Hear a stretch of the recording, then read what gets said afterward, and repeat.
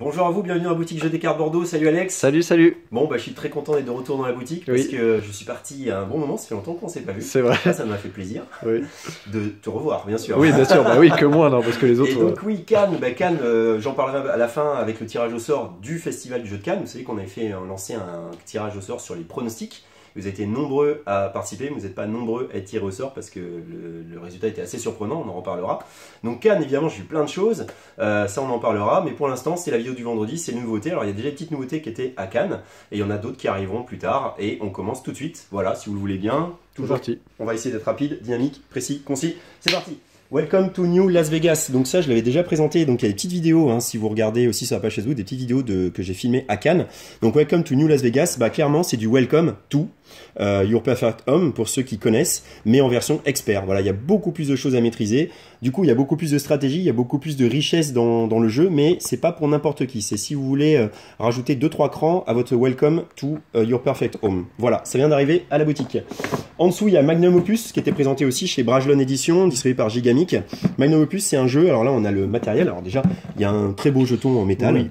Je sais pas s'il est très utile, mais en tout cas, il sert à maintenir le paquet de cartes quand on joue avec le paquet de cartes du mort, celui qui n'est pas drafté. Donc c'est un jeu de draft. Vous allez avoir des cartes comme ça qui ont plusieurs numéros, en plusieurs exemplaires, et à un moment, c'est un jeu de majorité aussi. C'est-à-dire que vous allez jouer les cartes devant vous, et quand vous êtes majoritaire sur la carte, eh ben, vous allez appliquer son pouvoir. Le but, c'est quoi? Le but, c'est d'aller au marché noir ou au marché des riches pour aller récupérer des extraits de potions pour pouvoir faire des petits objectifs qui vous ont été fixés. Voilà. Bon, c'est assez simple, c'est pourtant très riche. Ça fait un peu penser à Corio, à Nine, du coup, qui a été réédité.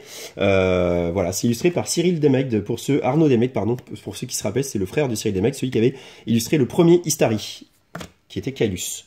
On enchaîne avec la Princesse aux échelles. Donc ça, c'est un jeu distribué par Surfing Meeple, un jeu de gens pas loin d'ici, Sable Productions. On l'avait déjà expliqué, tu te souviens, dans une vidéo de Ça arrive bientôt. Voilà, c'est un jeu à communication restreinte. Le but, c'est de sauver des princesses qui sont là.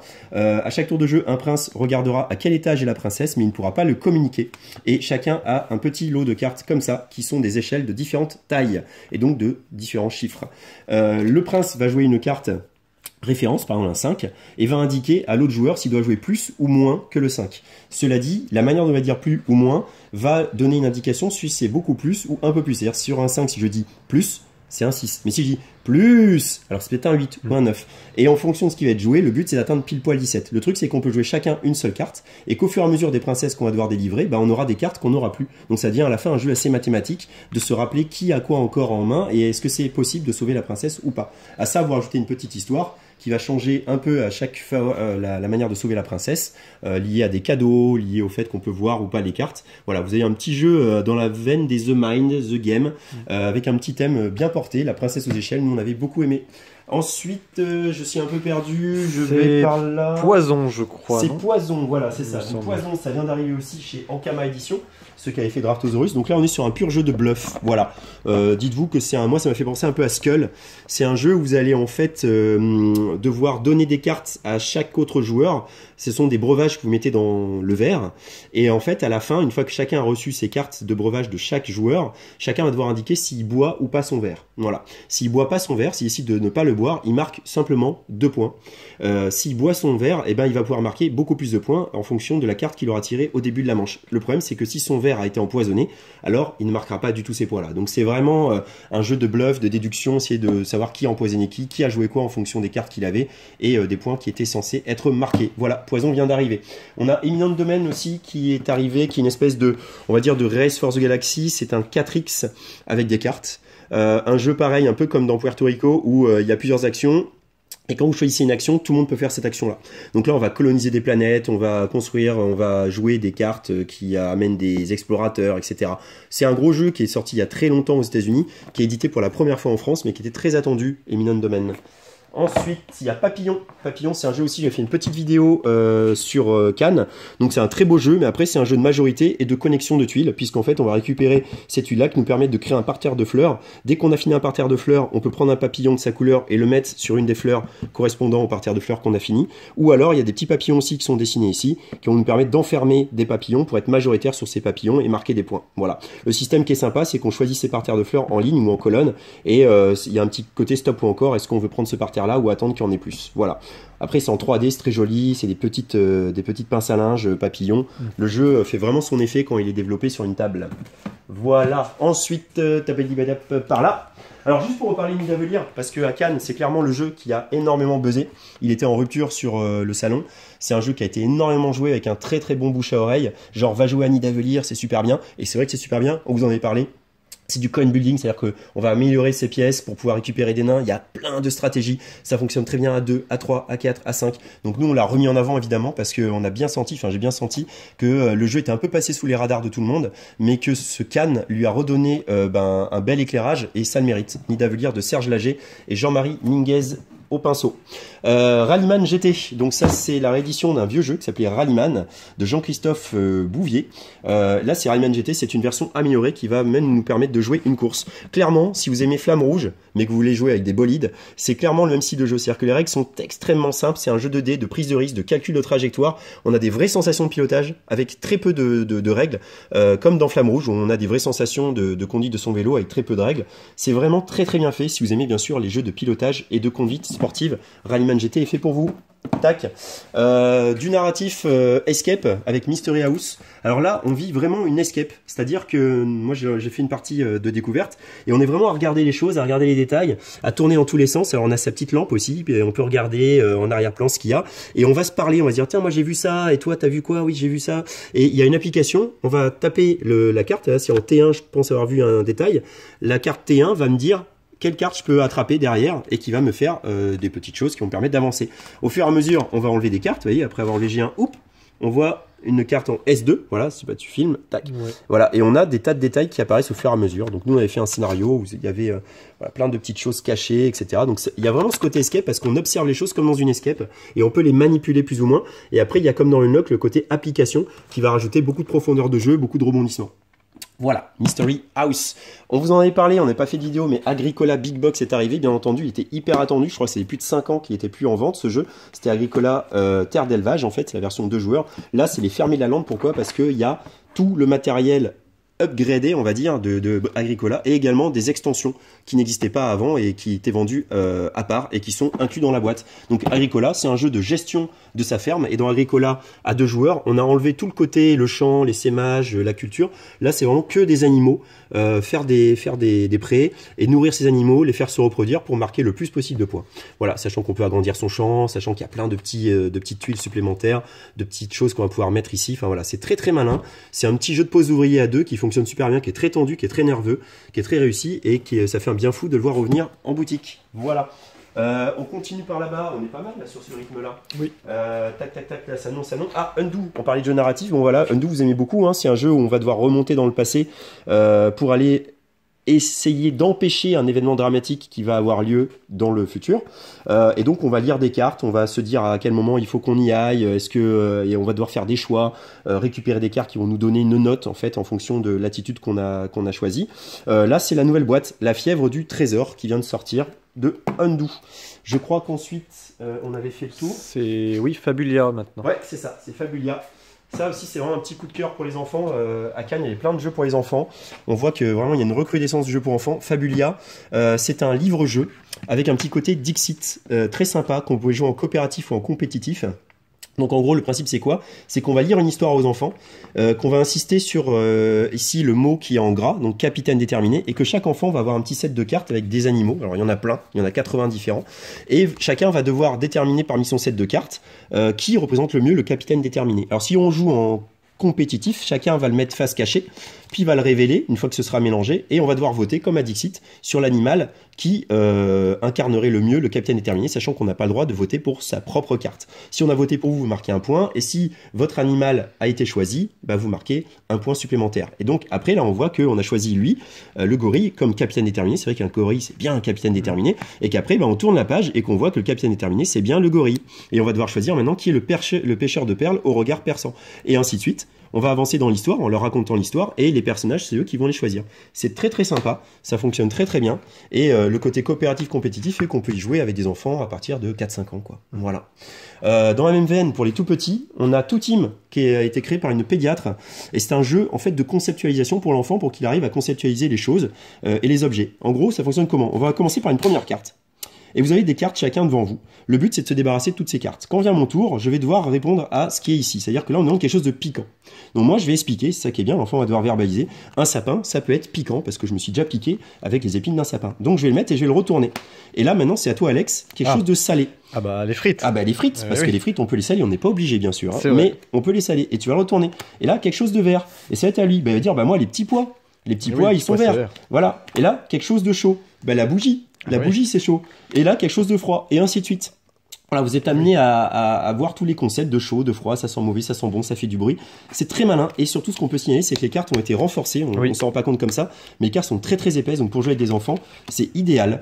Idéal, puisqu'ils vont pas pouvoir vous les déchirer. Et c'est un jeu qui est très solide. Et on voit bien que ça a été bien pensé par une professionnelle de la petite enfance.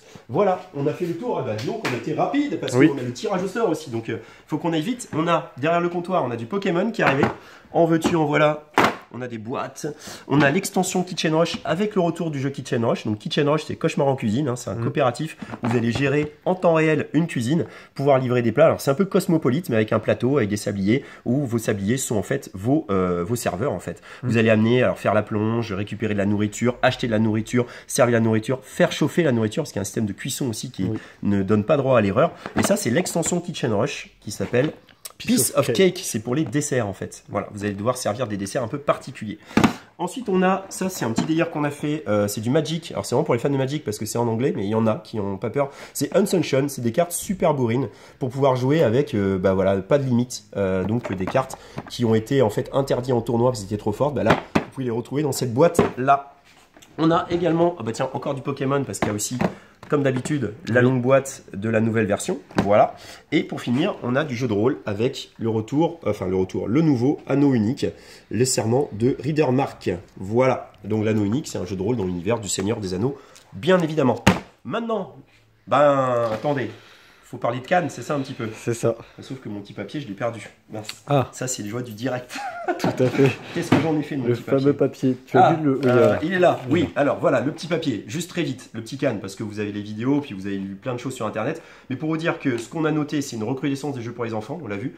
Avec l'arrivée du narratif aussi. Il y a des jeux qui vont arriver, qui sont des enquêtes pour les enfants, avec des petites enveloppes, des petites choses comme ça. On sent que Zombie Kids Evolution a fait réfléchir pas mal de créateurs de jeux, en disant c'est chouette, un jeu qui évolue, qui va surprendre les enfants. Donc ça, c'est vraiment chouette. Et on sent aussi que les éditeurs de jeux se sont dit, tiens, les enfants, ce serait sympa de les faire jouer à des jeux vraiment, vraiment originaux pour que ça devienne plus tard des joueurs, évidemment, puisque le but, il est aussi de vous rendre accro aux jeux de société. Le narratif adulte, il pullule, évidemment. On a du jeu narratif adulte énormément. On l'a vu avec Mystery House, mais il y a plein de petits jeux d'escape ou d'enquête de poche qui vont sortir. Ce qui m'a frappé aussi, c'est les versions dynamisées des jeux. C'est-à-dire que ça va arriver. Clairement, c'est par exemple, vous avez Colt Express, vous allez avoir Colt Super Express. Colt Super Express sera Colt Express condensé dans une petite boîte à 15 €. Vous avez Mysterium, vous allez avoir Mysterium Park. Mysterium Park, ce sera tout l'univers de Mysterium condensé dans une petite boîte à 20-25 €. Vous avez Pandémie, vous allez avoir Pandémie, je sais pas quoi, je sais plus comment ça s'appelle, mais en gros c'est un petit Pandémie, un peu comme l'équivalent d'Aventurier du Rail Londres ou New York pour Aventurier du Rail, ce sera un petit Pandémie dans une boîte à 20 €. Vous avez One Key, vous avez 6 000 €. C'est pas les mêmes, mais 6 000 €, c'est une version condensée de One Key. Voilà, on a l'impression qu'il y a une espèce de recherche de version dynamisée, rapide à installer, avec épuration des règles, et puis petit prix, évidemment. Beaucoup de jeux d'ambiance. Alors il y en a un que tu connais, Alex, c'est Taco Chat Book Cheese Pizza. Ouais. Ça c'est un jeu qui a cartonné et quand ça arrivera ça va être un carton. C'est tout bête, c'est un jeu où il y a des tacos, des chats, des bouts, des cheese, des pizzas marqués sur des cartes et on va poser les cartes les unes sur les autres en disant taco, chat, book, cheese, pizza. Taco, chat, book. Et à un moment, si ce que vous dites correspond à ce qui est marqué sur la carte, il faut que tout le monde tape. Et dernier qui tape, il rattrape toutes les cartes. En plus, à ça, vous rajoutez un nerval, vous devez taper comme ça. Un gorille, vous devez taper comme ça. Une loutre, vous devez taper comme ça. Le jeu, il fonctionne du tonnerre. Ça, c'est le jeu d'ambiance de folie, quoi. Ça peut remplacer le double, tous ces trucs-là, quoi.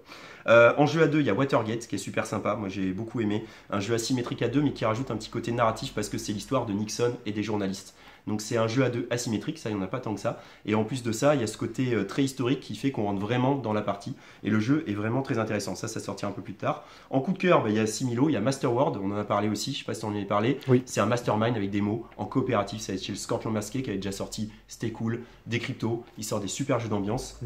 Ce sera vraiment pour nous le gros carton de Noël prochain, pour une poignée de meeple, mais qui est retardé évidemment, parce que c'est ce que tu m'as dit aussi Alex, qu'il faut que je dise. Et tu as raison, les dates de sortie des jeux vont être vraiment très modifié parce que ce qui se passe en Chine avec le coronavirus, a un gros impact sur la production mondiale de jeux de société qui, à 90%, est produit là-bas, en Chine, dans des usines et qui ne fonctionne plus depuis plus d'un mois. Donc forcément, il y a des retards de production, il y a des retards de réassort. Donc vous étonnez pas si vous voyez des dates et puis que vous venez en disant « bah j'ai vu cette date, c'est là que ça sort ». Non, il peut y avoir des retards de 3 semaines, 4 semaines, 1 mois et demi, 2 mois, on ne sait pas vraiment. Ils sont tous un peu dans le flou, même si ça reprend petit à petit, ça a pris quand même un sacré coup dans l'aile. Donc évidemment, il y a plus grave que nos jeux de société et ce qui se passe là-bas est extrêmement grave, mais c'est juste pour vous expliquer qu'il va y avoir des retards et donc que des jeux qui étaient prévus comme pour une poignée de meeple dans une semaine est reporté à la fin du mois de mars. Voilà, pour une poignée de meeple, c'est donc un Five Tribes, un petit AOL très sympa avec des petits personnages de western et qui vont activer leur pouvoir en fonction de leur couleur. C'est vraiment, vraiment génial. Il y avait aussi Association d'idées avec des dés et des mots. Donc ça aussi, quand ça arrivera, on vous en parlera. Et Pitch Out, un jeu de pitchnet qui est fait par quelqu'un de Bordeaux, un ludothécaire qui travaille pas loin de Bordeaux, à Semont, je crois. Pitch Out, c'est un petit jeu de pitchnet wargame, en fait, où vos petits personnages vont avoir des petits pouvoirs et il faut s'éjecter. Ça, c'est vraiment génial et ça a super bien marché. Voilà, on a aussi Magic Rabbit, je voulais en parler, le nouveau de la gamme Coffee Break, qui va arriver et qui est dans le côté yokai, Hanabi, Narabi. Voilà, un petit jeu où on n'a pas le droit de se parler, il va falloir remettre les choses. Ça aussi, c'est super, Alex, ça te plaire. Okay. Rabbit. Voilà, donc ça, c'est fini pour Cannes. Et maintenant, le moment que vous attendez tous. Et oui. Alors, vous savez qui a gagné? Si vous n'avez pas à regarder, le gagnant, c'était As d'or enfant, Attrape-Rêve. Et ça, on vous l'avait dit. Et oui. On a dit Attrape-Rêve, ça va gagner. Là où ça se complique, As d'or expert, Res Arcana. Et on vous a dit, ça sera It's a Wonderful World. Non, bon, c'est pas ce que j'avais dit. C'est pas ce que j'avais dit. Toi, t'étais d'accord. Moi aussi, j'avais Res Arcana. Mais après, j'avais un gros coup de cœur pour It's a Wonderful World. Ouais. Mais Res Arcana, c'était le seul qui pouvait empêcher It's a Wonderful World de gagner.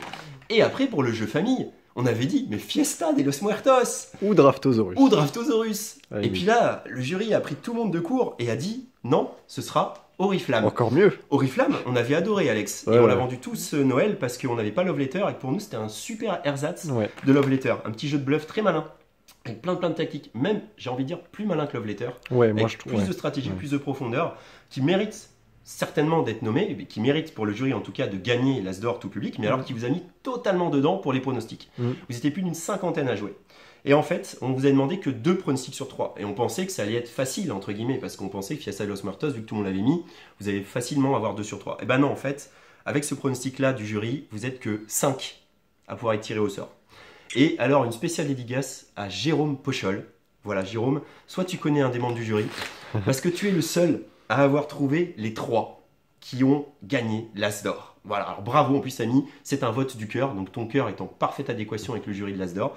Donc tu es le seul à avoir trouvé les 3. Donc c'est presque dommage. Si on avait dit le seul gagnant, bah, c'était toi et tu gagnais la boîte de Cosmopolite. Mais les règles, c'était 2 sur 3. Et il y en a d'autres, ceux qui avaient mis notamment Attrape-Rêve en 1 et Res Arcana en 3. Eux, ils ont été souvent rattrapés dans la petite pochette qui est là. Donc on y va pour le tirage au sort. Ouais. Alors, bon, c'est moi qui vais le faire cette fois. Oui, d'accord, je vais assumer. Je vais mélanger. Il n'y en a que 5 en même temps. Là, il faut presque les trouver dans la poche, hein, tellement il n'y en a pas. Voilà, je choisis celui-là. Alors, et c'est Flo Blog. Voilà, Flo Blog. Tu gagnes Cosmopolite, le jeu qui a buzzé à Cannes, hein, qui a été numéro 1 du buzzomètre de Trick Track. Un jeu que beaucoup de gens ne comprennent pas pourquoi il n'a pas été sélectionné pour l'As d'or, évidemment. Oui. Et on a appris qu'il ne pourrait pas être sélectionnable pour l'année prochaine. Donc, fini pour lui, en fait, les récompenses. Mais la récompense, c'est en boutique parce que ça cartonne, parce qu'il y a un super bouche à oreille. Donc voilà, il n'a peut-être pas l'As d'or, mais il a toute la compensation en termes de crédibilité et de retour des joueurs et des professionnels du jeu. Donc Flo Blog, tu gagnes. Et c'est presque dommage pour Jérôme Pochol, tu vois. Et ben moi, je suis vraiment déçu, Alex, pour Jérôme Pochol. Oui, et ben tu sais quoi, ce qu'on va faire, Jérôme Pochol, j'espère que tu l'as pas déjà. Faisons quelque chose. On t'offre Oriflamme. On s'était dit avec Alex, il n'est pas tiré au sort. Il faut quand même, parce que le gars, c'est le seul sur les 50 à avoir remporté le tiercé dans l'ordre. Voilà, bravo. Donc on t'offre Oriflamme. Voilà, le jeu est en rupture. Donc si tu l'as pas, tu pourras l'avoir. Si tu l'as déjà, on est désolé. Tu pourras l'offrir à quelqu'un si tu veux. Voilà. Il est temps de nous dire au revoir et à la semaine prochaine pour de nouvelles vidéos du vendredi. D'ici là, jouez bien, amusez-vous bien, bon week-end, bonnes vacances parce que notre zone est en vacances. Et à bientôt chez Jeux des Cartes Bordeaux. Salut.